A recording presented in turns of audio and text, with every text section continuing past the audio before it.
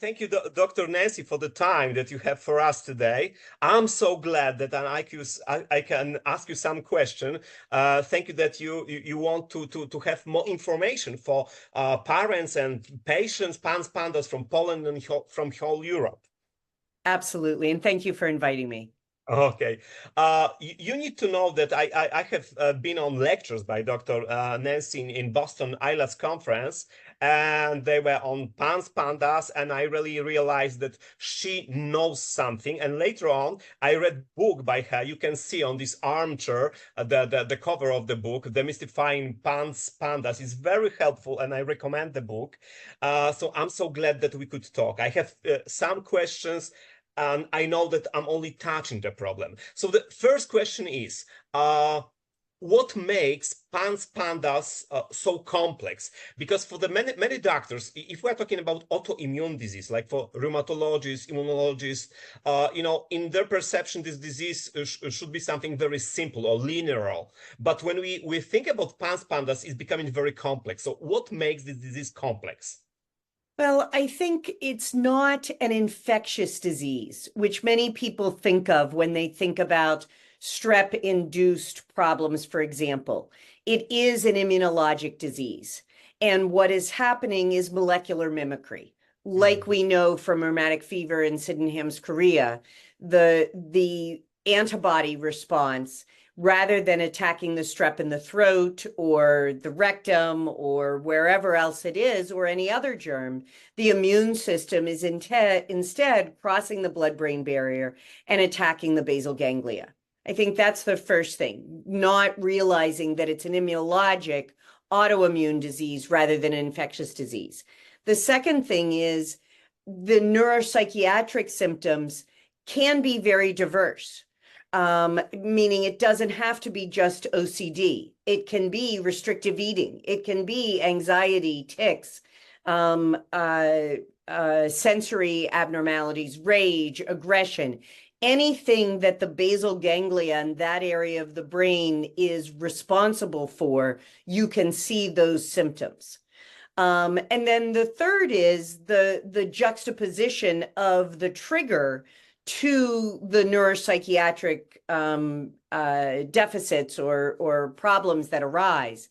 It can occur as quickly as within the next week, or it can occur up to 3 months later, depending on the trigger that starts it and the child's own immune response. Do they have some amount of immunodeficiency, as 30% of the children do?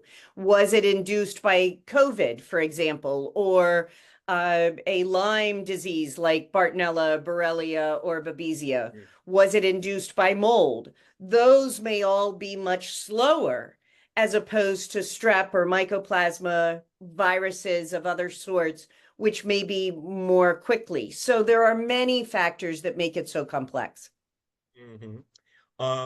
Okay, so sometimes I understand the problem for the doctors is to comprehend it, because rheumatologists, they see one part, immunologists the other part.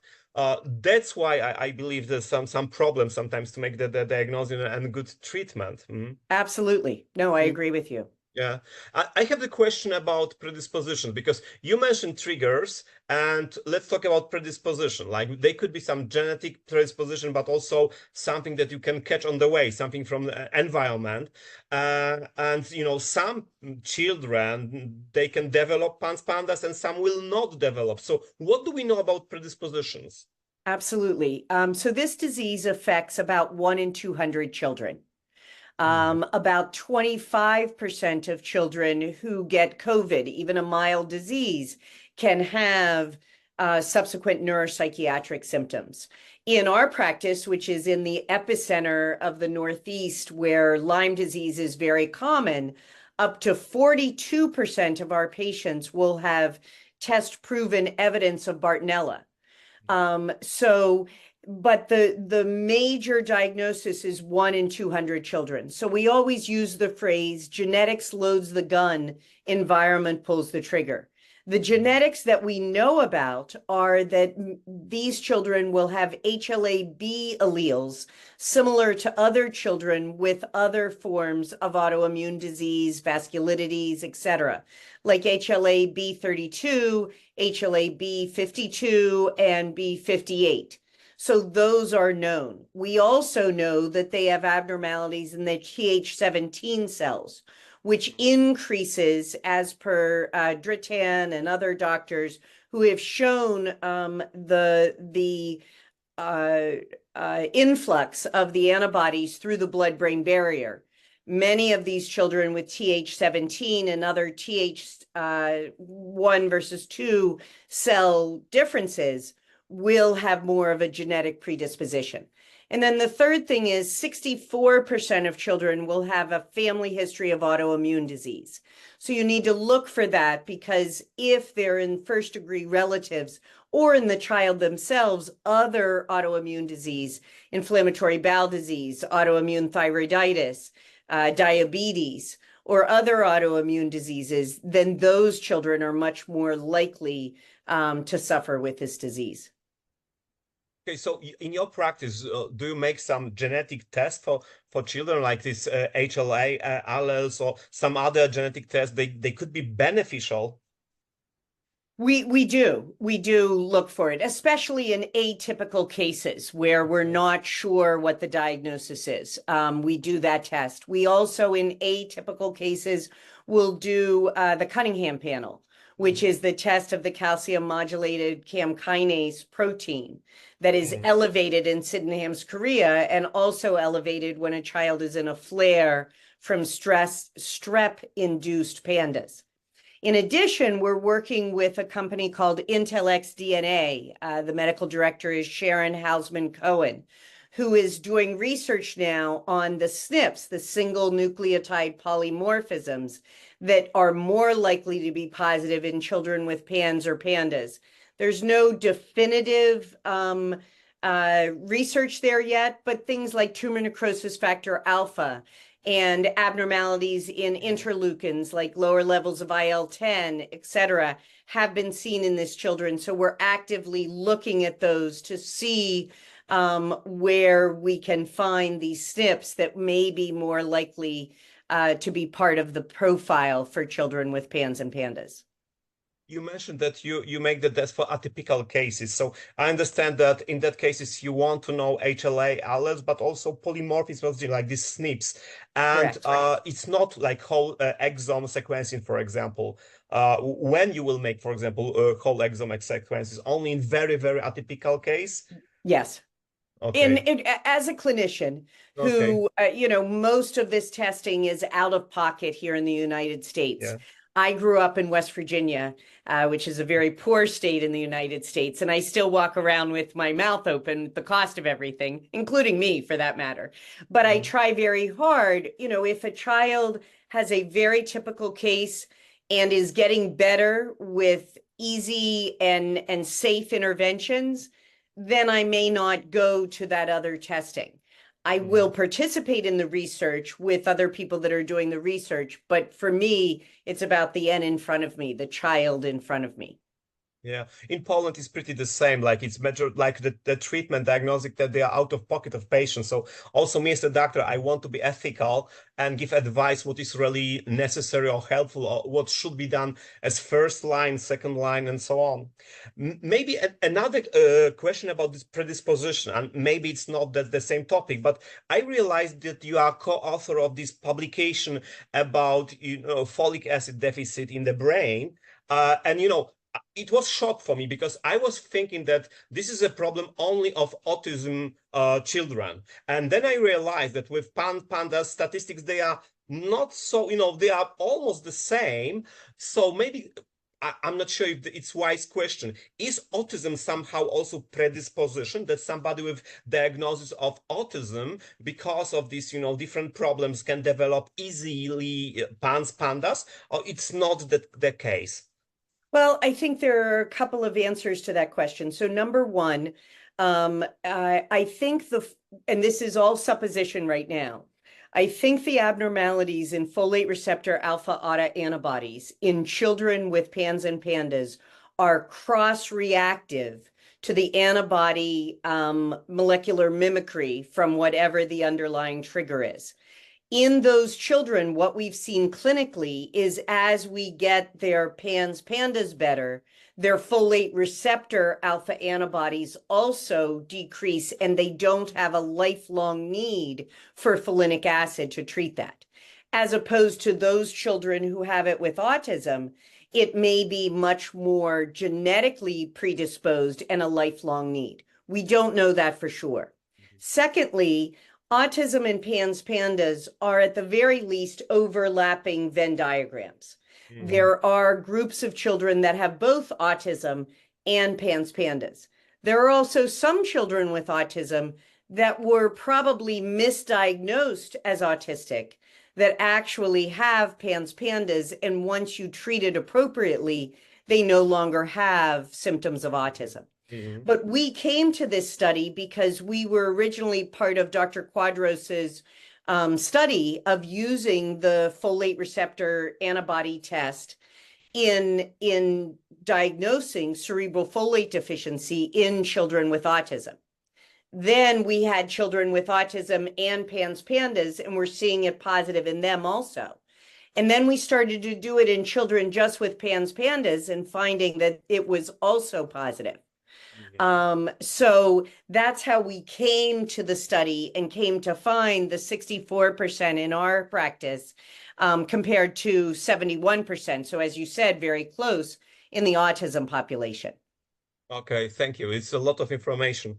Yeah, I know. Another question, you mentioned already Bartonellosis as something additional that test should be done. But generally, I have a question. What about Lyme disease? Can it also play a role, like maybe predisposition? Because we know that borreliosis can make a mess in the immune system. So do you see Lyme disease like quite very often? Could you give any comment on that?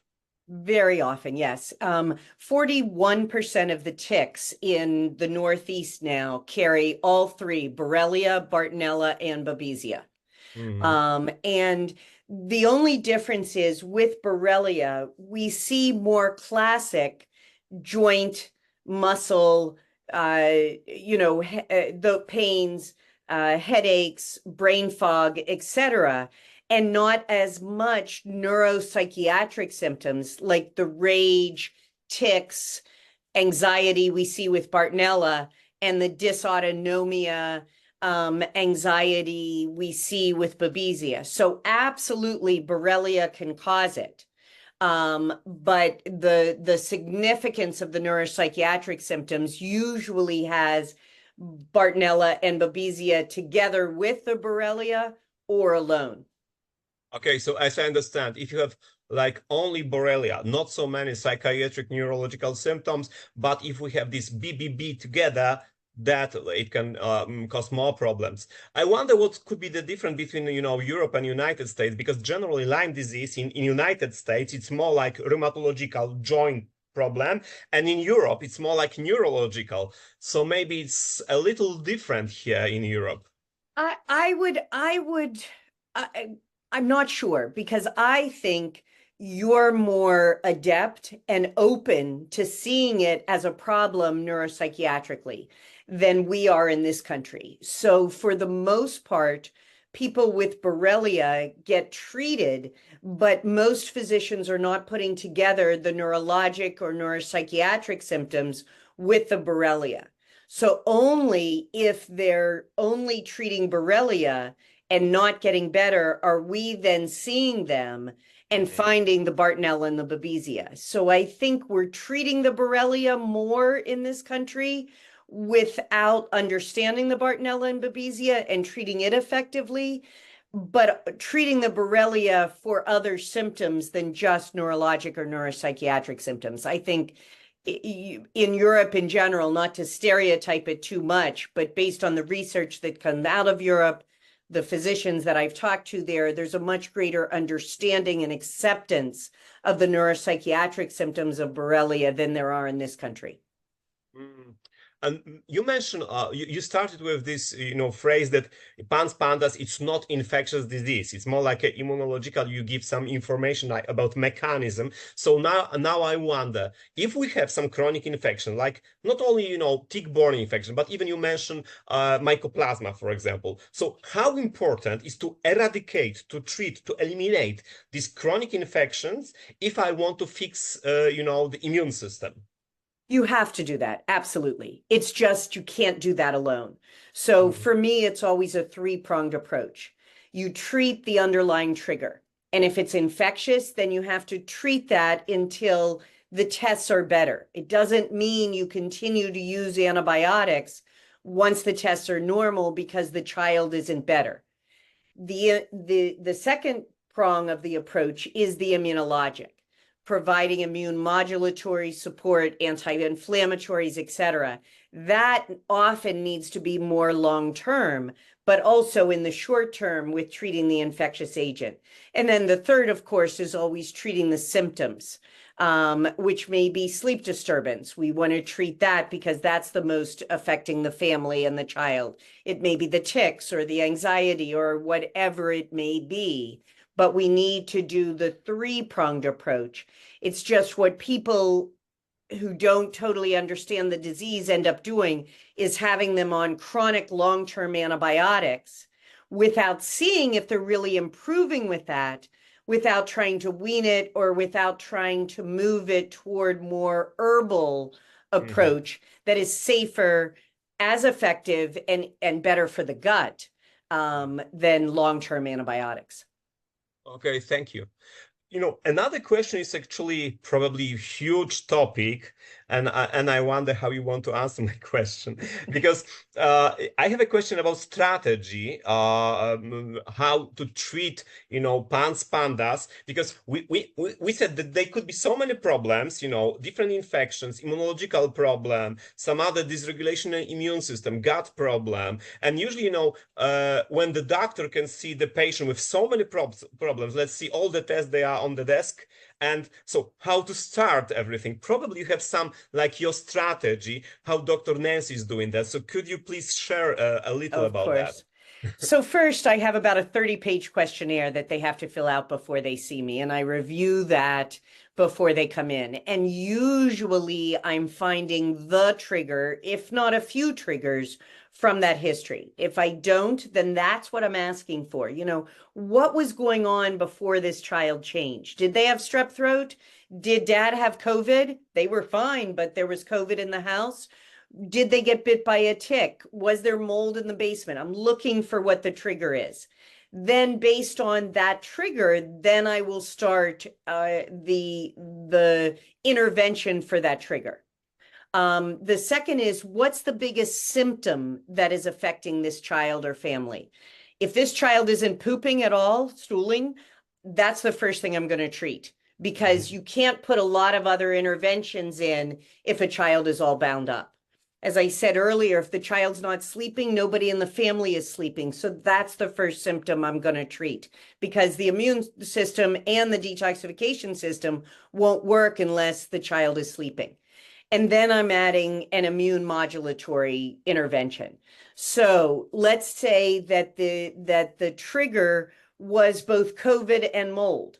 I may add a monolaurin that has a biofilm buster because it's antiviral and very good for COVID, but also has some antifungal properties. So that may be the first thing I add. I may add turmeric, because that's been a wonderful anti-inflammatory for me. And then I may add magnesium or valerian or something to help them sleep.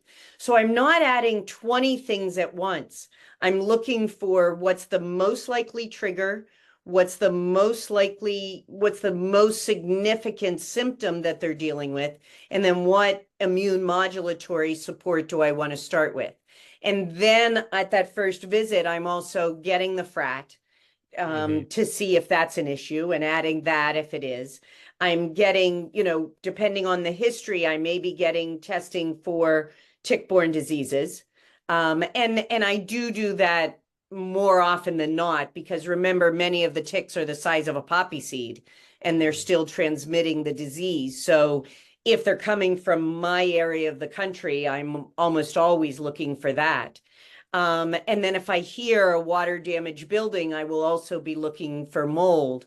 So then I will layer in things. And I also often will give them a couple of things. Okay, if the turmeric doesn't work, here's another anti-inflammatory, and do it in that way, so that I've got at least one thing for each of the three prongs of the three-pronged approach, and then basing the rest of the treatment on their initial response to those. So we have like three groups, like triggers, main symptoms to help the quality of life, not only of child, but the whole family, and immunomodulation. But as I understand, some of them you will use like together because, like to eliminate mold toxin, it can take a year or two, a few years. Absolutely. Sometimes with the diseases, you start with antibiotics, then you go for herbs. It can also take a long period of time.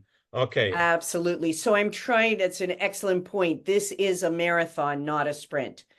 Yes, if you get a child right away and start them on the correct antibiotic for strep-induced PANDAS, they may get better very quickly. But even that child should be on preventive, either azithromycin or herbals, to prevent the second flare in that next winter season, because that second or third flare can be even more significant. But when parents come in, I always remind them, all right, we're treating the symptoms, we're treating the most likely trigger, but there may be many. And this is a long process.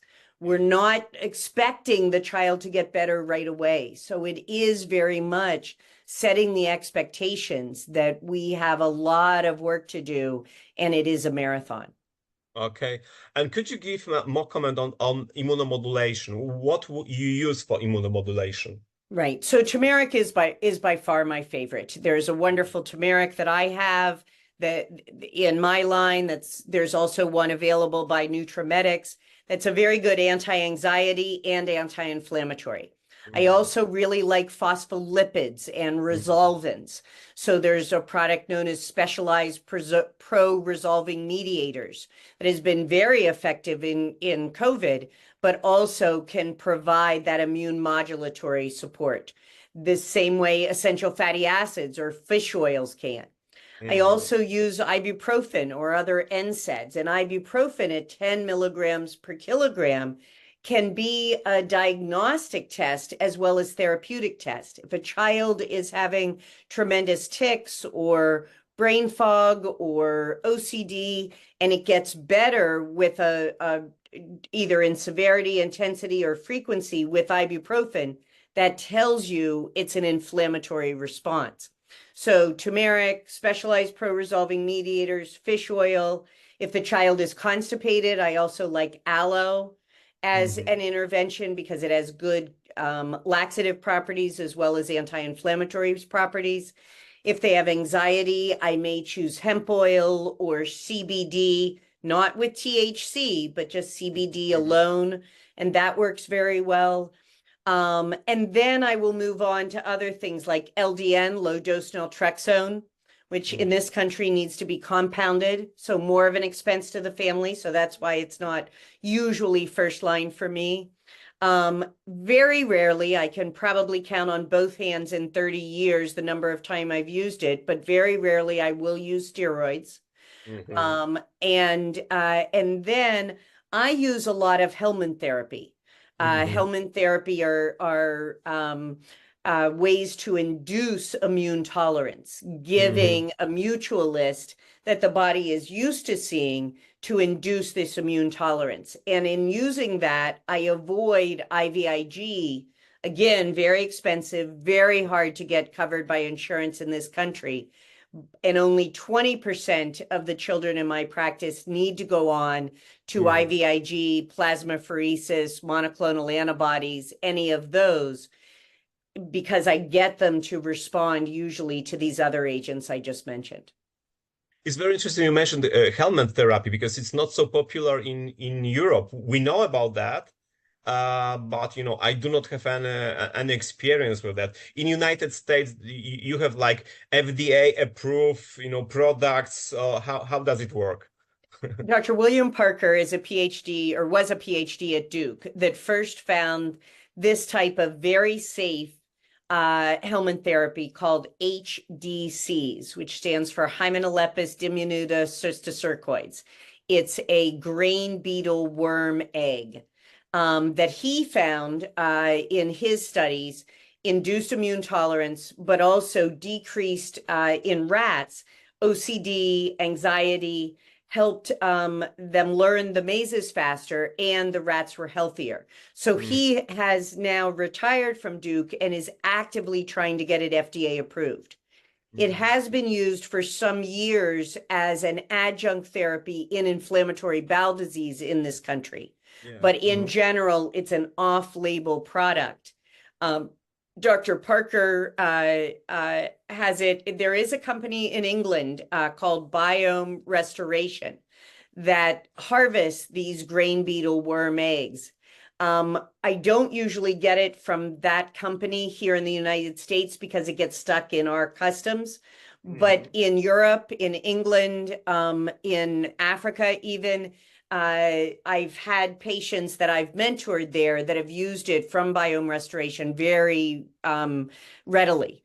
That is, it's biomerestoration.com. There's a lot of information there, as well as a blog on my website about this intervention, because I do find it very safe. A couple of things about it: I do not use it if a child is constipated, because what you're giving is an egg. And the egg transverses the GI tract, induces immune tolerance, but does not set up shop. It does not hatch. If you're constipated, though, it could hatch, and then you'll get an infestation. Not an infection, but an infestation. Very easily treated with biltricide, but still something I want to avoid. Don't use it when they're constipated. I don't use it when they're on other immunosuppressive medications. They're on sulfasalazine for inflammatory bowel disease. They're already on IVIG. I will not use it. And then third, if a child already has a lot of abdominal symptoms, cramping, and especially if they're nonverbal, if they're one of our non-speaking children with autism, I will not use it, because that's the one child I had a significant infestation with. So it's made me back off in those cases, but it can be a very effective intervention for many children. Okay. It's very interesting what you say, that it's not for inverbal. Recently, I have a conversation with Dr. Arthur Kriegsman. It was more on autism, but he told me that many of the symptoms, like aggression, autoaggression, different stories, they are symptoms of the child with some gastrointestinal problem that they cannot communicate, so they are trying to express it in the other way. So, you know, if the child is non-vertebral, I understand that it can cause more problems then. Yeah, totally agree. And, you know, the gut isn't the second brain, it's the first brain. And all of our neurologic problems start in the gut. So I will heal the gut first, help these children with autism, for example, for their guts to get better in other ways. Once I do that and they don't have ongoing gut symptoms, then I may try the helminth therapy later, even if they are non-speaking. The other thing with the non-speaking children is there's a wonderful research through Spell to Communicate that is showing that many of these non-speaking children are actually quite brilliant. And it's a motor problem rather than a speech problem. And finding that out and helping them learn to communicate non-verbally through first pointing out letters and then eventually typing, it has shown me that many of the children that I thought were just anxious from gut disease or had all these other issues were really just locked in. And now they're at wonderful colleges. They cannot speak, but they can type, and you know, they've graduated valedictorian from their classes once we get the other underlying problems fixed.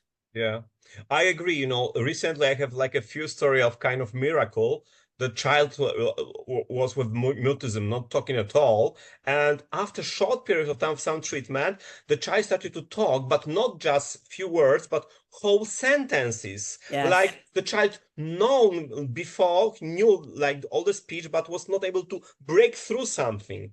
Absolutely. It was amazing. Mm-hmm. Yes, yes, I see that quite regularly. And we see speech disfluency with PANS pandas also. It can affect the speech center, and in treating the PANS pandas, if it occurred more abruptly, that can get better. The other child I recently had was a cerebral folate deficiency, and leucovorin or folinic acid brought that speech out because that was treated. So absolutely. Yeah, I agree with, this problem with folinic acid, that it's causing a problem for speech. And I have some story that supplementation of folinic acid helped a lot, and some children, they started to talk. Now in our clinic, we will start also a folinic acid IV additionally to oral. So I also hope that it can help even more. That's great. Yeah, absolutely.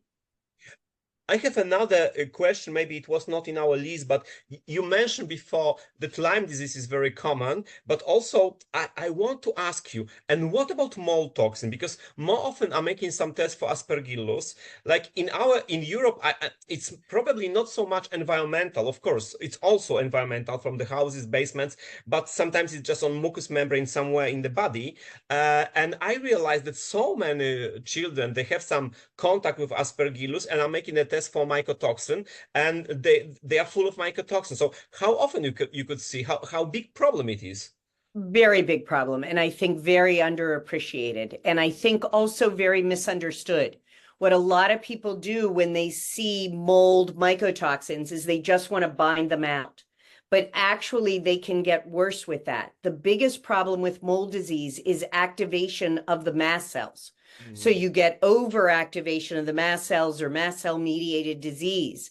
So antioxidants like vitamin A, vitamin D, zinc, essential fatty acids or fish oils, all before binders. And most important, especially with aspergillus or high ochratoxins, is bioflavonoids or antihistamines, because that denatures or breaks down the ochratoxin. So that's an anti-inflammatory category I didn't mention, but that I use very commonly, especially in our mold kids. So quercetin, luteolin, rutin, cromolyn sodium, which is a mast cell stabilizer, other antihistamines, cetirizine, for example, hydroxyzine, prescription-wise, I have had very good success with. So with mold, if that is found, I highly recommend treating the mast cell activation, which is almost always there, and using only natural food-based binders like flax and chia, pumpkin seeds, sunflower seeds, psyllium, modified citrus pectin, rather than the charcoal, which can actually constipate them more and make the whole process last even longer. So I use a lot of bioflavonoids also in those children.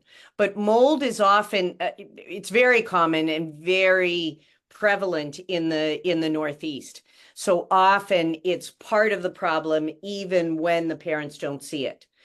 Only thing in getting those tests, I do want to say it is best, even though it can be a minor problem, to remove any moldy foods. So that includes especially cereals, aged cheeses, fermented foods for 3 days before doing the test to make sure that it's an accurate representation of what's going on. Okay, thank you. There are a lot of information, but the last question is actually some kind of conclusion. What could be your advice for parents of, children with PANS PANDAS, because they could feel lost with so many information, so many problems, but probably, you talk to them on a regular basis for years, and maybe you have some important advices that they are like a good for majority of them. Right. So one, don't give up. There is always hope. I got into this because of my own son 17 years ago, and now he's getting his PhD in chemistry. So there is hope. The second is don't feed the beast of the disease. A child that is going through this still needs to try to do their chores, try to do their homework. A lot of times we think, oh, my child is sick, I need to coddle them. No, we need to still have expectations. And I am a big believer in therapy, cognitive behavioral therapy, CBT, DBT, ERP, whatever works for that child and that family.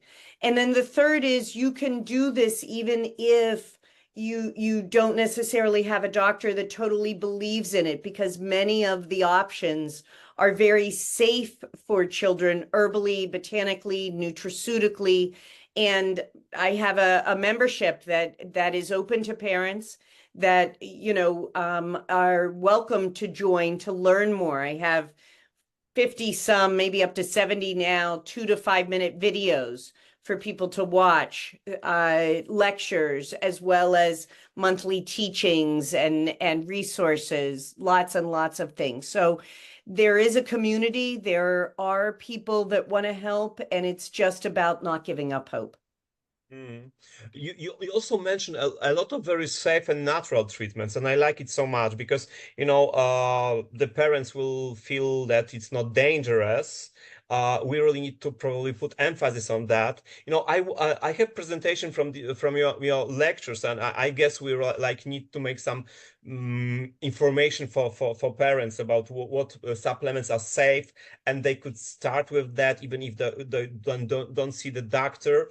And also, we really need to give a link for your book, because I really believe that for many parents it could be really helpful. Sure. And I just wanted to let you know, I just taped my audiobook and listened to it over this past weekend. So it's going to be available soon. And the audiobook has 5 new chapters, one on Bartonella, one on Babesia, one on COVID, one on mold, and one on the cerebral folate deficiency, folate receptor alpha antibodies that I didn't think I touched on enough a couple of years ago in the book. So those are all in the audiobook, and that will be available soon. Sorry, it's not in It's Polish great. or it's only in English so far. It's still great because like many people, they speak English, and Yep. if we listen to the book, we can even tell the story, like spread the message. So it's amazing because when you mention all these problems, I think it's good to cover with more information. The book is excellent tool for that. So I will wait for that, and I hope that it will be helpful for many other people. Okay, We will let you know. Dr. Nancy, I'm so helpful for the time, for the questions. A lot of information in a short period of time. Maybe in the future, we should continue our conversation and talk about the other problems, because there are a lot of things to discuss. But at the moment, I'm very grateful. Thank you so much. Thank you very much. Glad to do it again. Okay, thank you.